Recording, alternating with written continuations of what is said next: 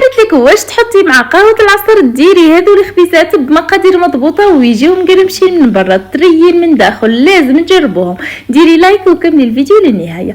بسم الله، جينا بزاف سهله. نخلط كاس حليب دافي مع كاس ماء دافي مع مغرف كبيره خميره او مغرف كبيره سكر، ونزيدهم حبه تاع البيض ورشه تاع الملح، ونخلط مليح هاد المقادير مع بعضهم. من بعد نضيفوا نص كاس زيت نباتي ونخلط كلش مليح حتى يتجانسوا.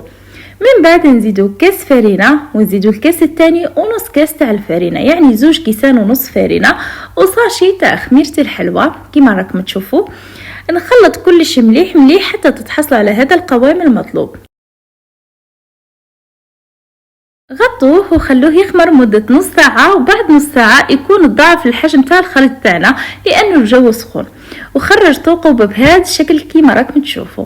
نرجع نخلط، نخلي المقله تاعي تسخن وندهنها بشويه تاع الزبده ونحط بهذا الشكل حتى تتحمر مليح من تحت، ونقلبها النار تكون متوسطه. وكانت هذه النتيجه. اعتذر هنا على الاضاءه.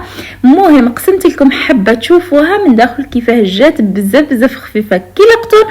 تقدري ديري فوقها العسل ولا العسل والزبده، انا دهنتها بالشيكولا وجات بزاف هايله.